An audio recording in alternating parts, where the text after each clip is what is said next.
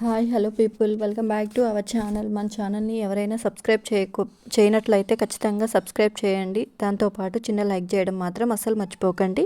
ఈరోజు టాపిక్లోకి వెళ్ళిపోదాం. ఇంకా ఓకే, నువ్వు టెన్షన్ పడకు, నేను చూసుకుంటానులే, ఈవినింగ్ వచ్చిన తర్వాత మాట్లాడుకుందాం. ఇంతకీ ఈ టెన్షన్లో పడి తిన్నావా మర్చిపోయావా అని అడిగాడు శివ. హహహా, తిన్నానులే, నువ్వు తిన్నావా అని అడిగింది శక్తి. తినేశాను అని అన్నాడు శివ. రూమ్లోకి వెళ్ళగానే సుహాన తల్లి దగ్గర నుంచి వదిలించుకొని డోర్ లాక్ చేసి వచ్చి, మమ్మీ ఇలా రా, ఇక్కడ వచ్చి కూర్చో అని బెడ్ మీద కూర్చోబెట్టింది సుహాన. అప్పటి వరకు నొప్పి అని రాగాలు తీసి ఇప్పుడు ఏం తెలియనట్లు నార్మల్గా ఉన్న కూతురి వైపు అమాయకంగా చూసింది రేవతి. మమ్మీ, కాసేపు ఆ పిచ్చి చూపులు మాని నేను చెప్పింది జాగ్రత్తగా విను. గట్టిగా అరవడాలు లాంటివి చేశావనుకో నా మీద ఒట్టే అని అంది సుహాన రేవతి వైపు చూసి. నీకు నిజంగానే కడుపులో నొప్పి రాలేదా అని అడిగింది రేవతి. కడుపులో నొప్పి లేదు, కాకరకాయ లేదు. అయినా నొప్పి వస్తే హాస్పిటల్కి పోతాను, కానీ నీ దగ్గరకు ఎందుకు వస్తాను?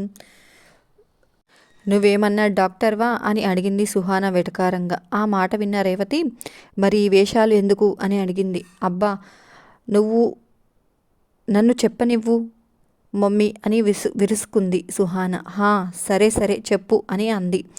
కూతురు ఏం చెప్పబోతుందా అని ఆతృతంగా ఉంది రేవతి. మమ్మీ, నిన్న విరాట్ కలిశాడు, నన్ను పెళ్లి చేసుకోవాలనుకుంటున్నాడంట. నాకు ఇష్టమే కాదో ఆలోచించుకోమని చెప్పమన్నాడు అని చెప్పింది సుహాన. చెప్తూ ఉండగానే రేవతి మాట్లాడబోతుంది. మమ్మీ, నేను చెప్పటం ఇంకా పూర్తి కాలేదు, నువ్వు అంది సుహాన కోపంగా. రేవతి మాట్లాడడం ఆపేసి మౌనంగా కూర్చుంది.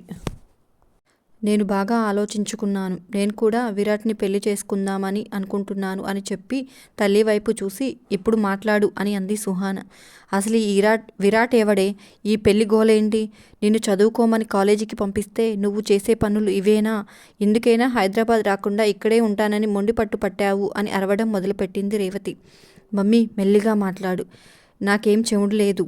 నువ్వు మెల్లిగా మాట్లాడినా వినిపిస్తుంది. బయట మనుషులు ఉన్నారని రేవతిని హెచ్చరించింది. మరి ఏం చేయాలి? జీవితాంతం నీ మేనల్లుణ్ణి తలుచుకుంటూ ఏడుస్తూ కూర్చోవాలా అని అంది సుహాన. నా మీద దేవుడికి చాలా దయ ఉందే, అందుకే మా అన్నయ్యకి 2 కొడుకులని ఇచ్చారు.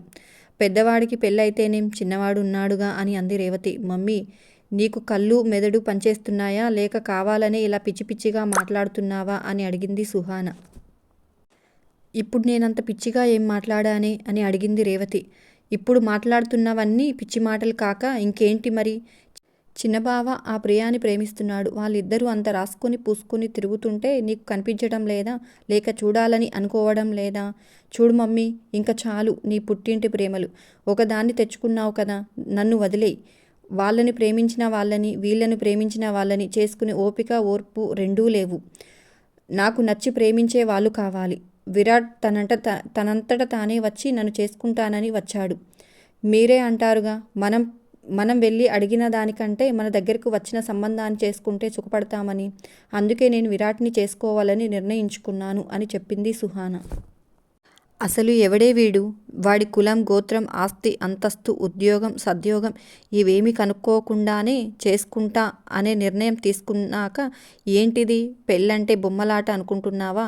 కాసేపు ఆడుకొని ఇంటికి రావడానికి. ఒకసారి మెడలో తాళి పడితే వాడితో జీవితాంతం కష్టం సుఖం పంచుకోవాలి. అలాంటి పెళ్ళిని ఒక్క ముక్కలో చేసేసుకుంటాను అని తేల్చేశావు. అయినా నిన్ను కని పెంచిన వాళ్ళం మంచి సంబంధం చూసి పెళ్లి చేయలేమని భయం వేసి నువ్వే సంబంధాలు చూసుకుంటున్నావన్నమాట అని అంది రేవతి కోపం బాధ కలగలిపిన స్వరంతో.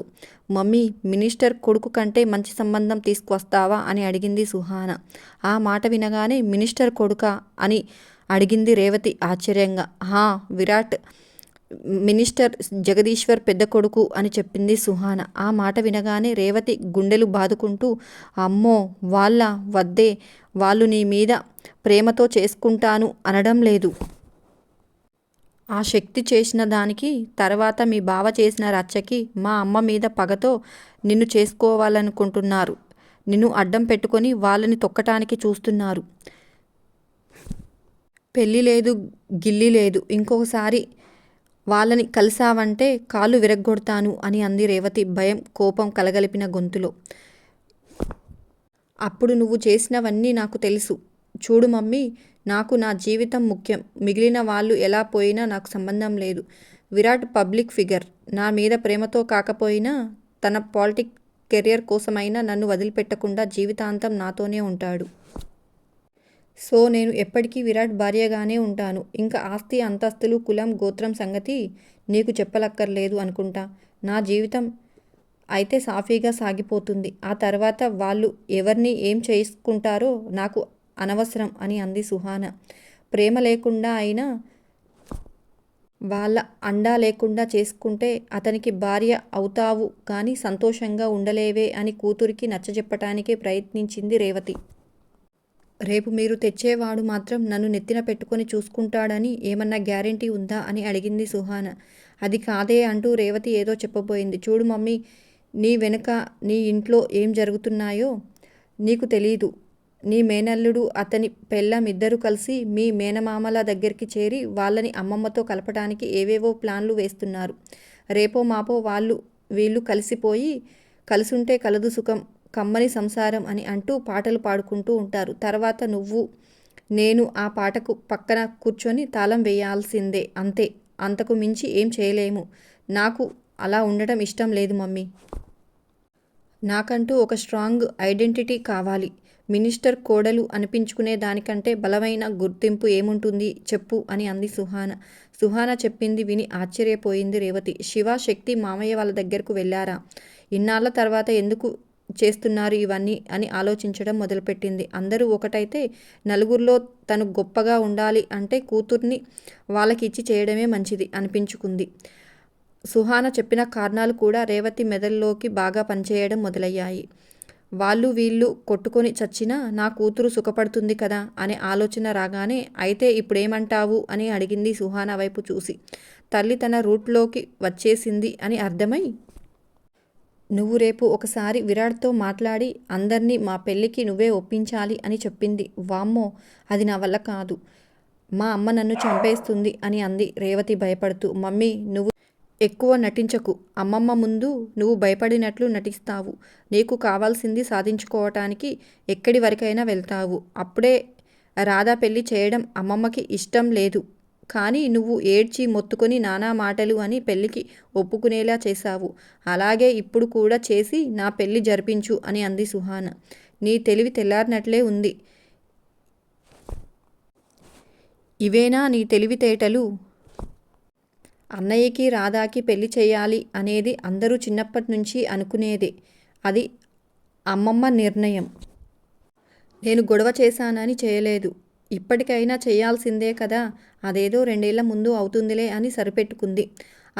అది అలుసుగా తీసుకొని ఇప్పుడు నన్ను ఆ విరాట్కి ఇవ్వమని అడిగితే నన్ను తొక్కి నార తీస్తుంది. అసలే ఆ శివకి విరాట్కి గొడవలు అస్సలు పడదు. వాడు మా అమ్మని ఎట్టి పరిస్థితుల్లోనూ ఈ పెళ్ళికి ఒప్పుకోనివ్వడు. నా మాట విని ఈ పెళ్లి సంగతి మర్చిపో. అది అవదు, పెట్టదు అని అంది రేవతి. మమ్మీ, నువ్వేం చేస్తావో నాకు తెలీదు. నువ్వు విరాట్తో నా పెళ్ళి జరిపించకపోతే నేను చనిపోతాను అంతే అని అంది సుహాన కోపంగా. సుహానా అని గట్టిగా అరిచింది రేవతి. ఇదేదో బెదిరించడానికి అంటున్నానని అనుకోకు మమ్మీ. నీకు తెలుసు కదా నా మొండితనమే గురించి అని అంది సుహాన. దేవుడా, ఎందుకు తండ్రి నాతో ఇలా ఆడుకుంటున్నావు? పెళ్ళి వద్దంటే కూతురు చస్తానని బెదిరించిద్ది. పెళ్లి చేయమంటే మా అమ్మ చంపుతాను అని కత్తి తీసుకువస్తుంది.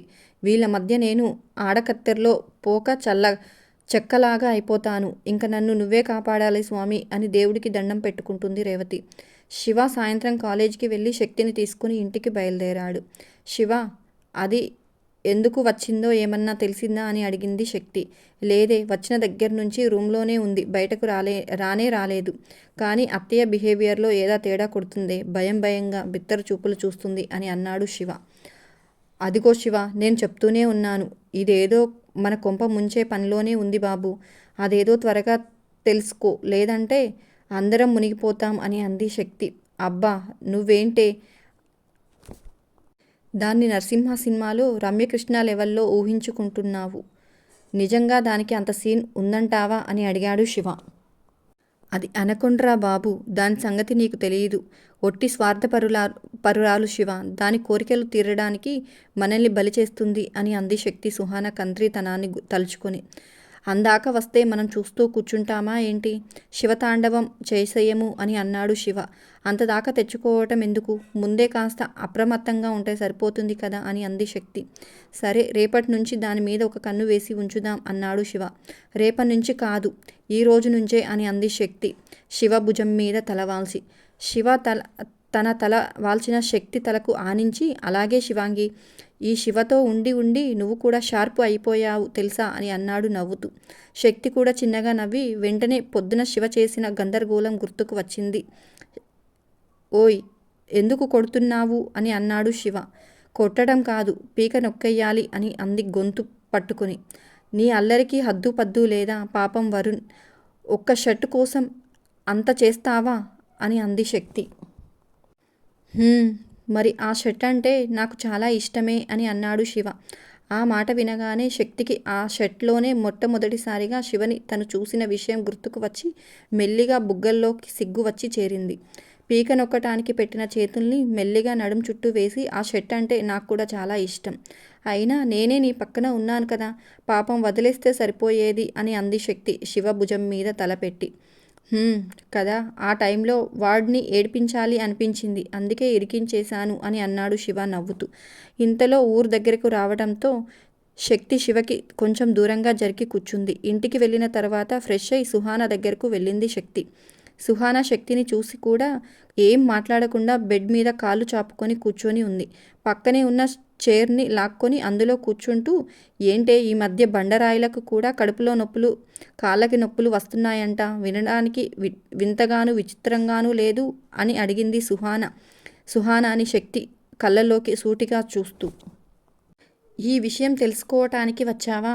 అయితే ఇక్కడి నుంచి దయచేయి, నాకు నీతో మాట్లాడే ఇంట్రెస్ట్ అస్సలు లేదు అని చెప్పింది నిర్లక్ష్యంగా. నీతో మాట్లాడడానికి పడి చచ్చిపోతున్నాము ఇక్కడ అని అంది శక్తి గుడ్లు తిప్పుతూ వెటకారంగా. ఇప్పుడు నేను నీ జోలికి రాలేదు కదా, ఎందుకు పని కట్టుకొని నన్ను డిస్టర్బ్ చేస్తున్నావు అని అంది సుహాన కోపంగా. అదేనే నా అనుమానం కూడా, నన్ను ఇబ్బంది పెట్టడమే నీ జీవిత ధ్యేయంగా పెట్టుకున్నావు. సడన్గా నా మీద ఫోకస్ తగ్గించేసి ఎక్కడో ఫోకస్ చేస్తున్నావని నా సిక్స్ చెప్తుంది. కానీ ఆ ఫోకస్ దేని మీద చేస్తున్నావో నా మైండ్కి తట్టడం లేదు. ఒక్కటి గుర్తుపెట్టుకో, నీ వల్ల నాకు కానీ ఇంట్లో వాళ్ళకు కానీ ఏమన్నా ప్రాబ్లమ్స్ తెస్తున్నావని తెలిసిందనుకో, ఈ శక్తి ఆదిపరాశక్తి అయిపోతుంది. అప్పుడు ఏం జరుగుతుందో నీకు బాగా తెలుసు అంది కటువుగా మాట్లాడుతూ కళ్ళు ఉరిమి చేస్తూ. ఏంటి, బెదిరిస్తున్నావా అని అడిగింది సుహాన. కాదు, హెచ్చరిస్తున్నాను. ఇప్పటికైనా మారతావని మాటలతో చెప్తున్నాను, లేదంటే నీలాంటి వాళ్ళకి అర్థమయ్యేటట్లు ఎలా చెప్పాలో ఈ శక్తికి బాగా తెలుసు అని అంది సుహాన వైపు కోపంగా చూస్తూ. ఇది అంతా మా బావని అమ్మమ్మని చూసుకునేగా ఎగిరిగిరి పడుతున్నావు. త్వరలోనే నీ రెక్కలు విరిచి నేలకు దించి తొక్కి పడేస్తాను అని అంది సుహాన. నువ్వు అన్నట్లు నా రెక్కలు నా భర్తే అయితే అవి ఉక్కు కవచాలే. దాన్ని నువ్వు కాదు కదా. నీలాంటి వాళ్ళు 1,00,000 మంది వచ్చినా విరవడం కాదు కదా, కనీసం ముట్టుకోలేరు. మీకు దొరికితేనే కదని నన్ను విరికించి కింద పడేసేది. అలా పడనిస్తే వాడు ఈ శక్తి మొగుడు ఎలా అవుతాడు?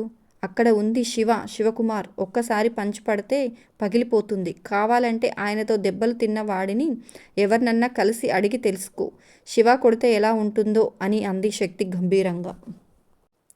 ఆ మాటలు విన్న సుహాన ఏం మాట్లాడకుండా విసురుగా మొహం పక్కకు తిప్పుకుంది. అది చూసిన శక్తికి ఇంకా ఏం మాట్లాడినా అది ఏం చెప్పదు అని అర్థమై బయటకు వచ్చేసింది. రాత్రి భోజనాలు అయిపోయి పడుకోవటానికి రూంలోకి వెళ్ళిన శివ బ్రష్ చేసుకొని వచ్చి బెడ్ మీద పడుకుంటూ ఉండగానే ఫోన్ రింగ్ అవ్వడం చూసి, ఈ టైంలో ఎవరబ్బా అని ఫోన్ తీసుకొని చూశాడు. బాబాయ్. ఈ టైంలో ఏంటి? కంగారుగా ఫోన్ లిఫ్ట్ చేసి బాబాయ్ అన్నాడు ఆందోళనగా. నేనే నాన్న, పడుకున్నావా అని అడిగాడు ప్రభాకర్. లేదు బాబాయ్, ఇప్పుడే భోజనం అయింది. మీరు తిన్నారా అని అడిగాడు శివ. మావి కూడా ఇప్పుడే అయ్యాయి నాన్న అని అన్నాడు ప్రభాకర్. ఆయన మాటలు మామూలుగానే ఉండేసరికి శివకి టెన్షన్ తగ్గింది. ఏంటి బాబాయ్ ఈ టైంలో ఫోన్ చేశారు? నాకు టెన్షన్ వచ్చేసింది అన్నాడు శివ. ఎందుకు నాన్న టెన్షన్? పడుకోబోతూ ఉండగా నాకు ఓ విషయం గుర్తుకు వచ్చింది, నీకు చెప్దామని ఫోన్ చేశాను అని అన్నాడు ప్రభాకర్. ఏ విషయం బాబాయ్ అని అన్నాడు శివ. పొద్దున్నేను పని మీద మన ఊరు వైపుకి వచ్చాను నాన్న. నేను అటుగా వెళ్తున్నప్పుడు రోడ్డు మీద ఒక కార్ ఒక స్కూటీ ఆగి ఉండడం చూశాను. ఆ స్కూటీ చూడగానే ఎక్కడో చూసినట్లుగా అనిపించింది. ఆ కార్ మోడల్ కూడా తెలిసిన వాళ్ళదిలాగానే అనిపించింది. ఎవరిదా అని ఆలోచించాను. కొంచెం సేపటికి గానీ బల్బు ఎలగలేదు. ఆ స్కూటీ సుహానాది అని, ఆ కార్ మంత్రి కొడుకు విరాట్ది అని అన్నాడు ప్రభాకర్. ఆ మాట వినగానే శివాకి కొంచెం ఆశ్చర్యంగానూ పిచ్చి కోపంగానూ ఉంది. అప్పుడే నీకు ఫోన్ చేద్దాం అనుకున్నాను. నువ్వు పొలం వెళ్తాను అని చెప్పావు కదా, అది గుర్తుకు వచ్చి నీ పని చెడగొట్టడం ఎందుకులే అని చెప్పలేదు అన్నాడు ప్రభాకర్. మీరు సరిగ్గా చూసారా బాబాయ్ అని అడిగాడు శివ. చూశాను నాన్న. ఆ కార్ నేను ఎలా మర్చిపోతాను? నేను నీకు కొన్న మోడలే. అది ఇక్కడ వాడి దగ్గర మాత్రమే ఉంది అన్నాడు ప్రభాకర్. ఆ మాటలు వింటూ ఉండగానే శివ పిడికిలి బిగుసుకుపోయింది. అంతేనండి ఈ వీడియో. నచ్చిందా? ఎలా ఉందో ఖచ్చితంగా కామెంట్స్ రూపంలో తెలియజేయడం మాత్రం అస్సలు మర్చిపోకండి. మరొక మంచి టాపిక్తో మీ ముందుకు మళ్ళీ వస్తాను. అంతవరకు ఉంటాను. Bye bye. వెళ్తూ చిన్న లైక్ చేయడం అస్సలు మర్చిపోకండి. Bye bye.